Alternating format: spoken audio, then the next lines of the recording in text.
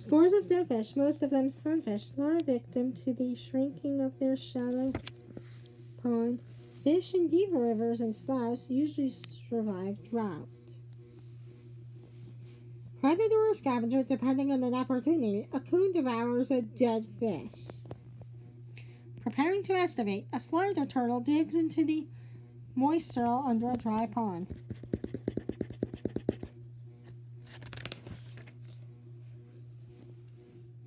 Drawing footprints, chase an alligator search for water.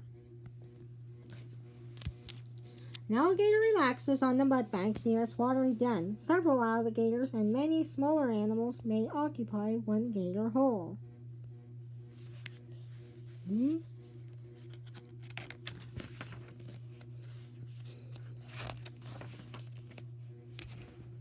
nimble climber, the green tree frog. Let's wait for the camera to focus.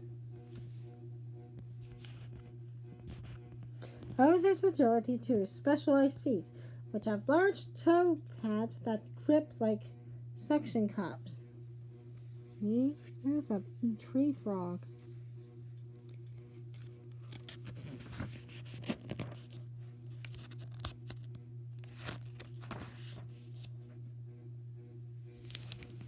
An Everglades kite prepares to devour an apple snail, the only food it eats. The dwindling snail supply threatens this bird's extinction. Ooh. There's like a few left in this world. Two adult crocodiles bask on an Everglades mud bank.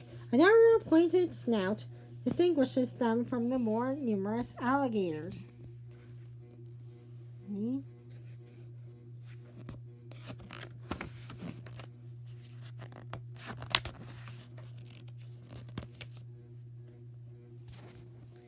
Submerged in salt water, a manatee, also called a sea cow, forages for aquatic plants. A 1-ton adult eats about 200 pounds of vegetation a day.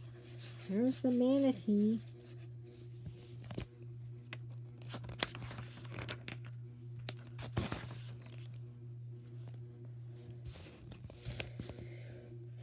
Common in America today than its endangered cousin, the brown pelican. The white pelican is one of South Florida's largest birds, with a wingspan up to 9 feet.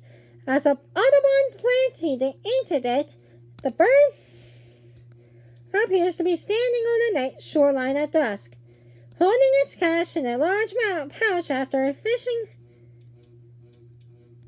expedition on offshore waters.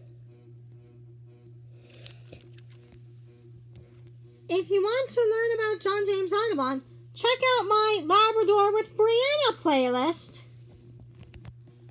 And there's the white pelican.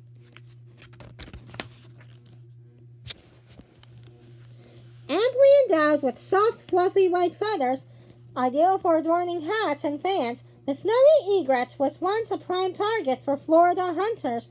Almost extinct 50 years ago, the bird has made an impressive comeback. At nesting time in spring, snowy egrets now safely congregate by the thousands. This is the snowy egret. The rosy spoonbill, one of the Everglades' most spectacular wading birds, is named for its spatulate bill.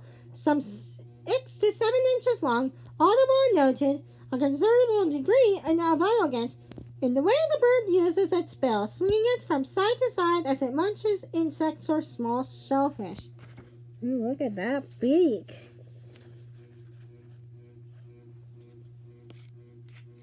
And that's almost like an ugly flamingo, don't you think?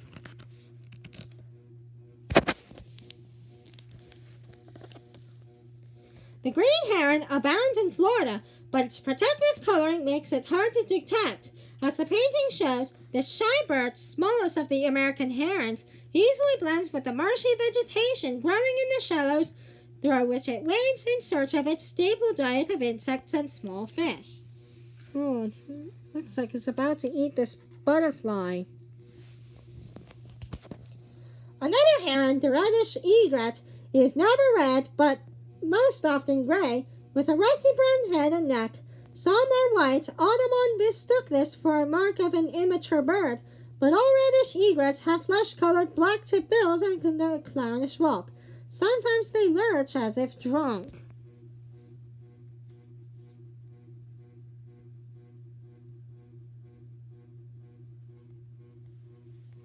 Oh, this one's white, and this one is reddish. A bird of diverse talent, the Athenia goes by three aliases: snakebird for its serpentine neck, American darter for its jerky movements, and water turkey for the way it tails its spreads in flight. Is it adapt to its water in the air, swimming either underwater or with its head and neck showing. Look at that strange bird. It has a long neck. A 3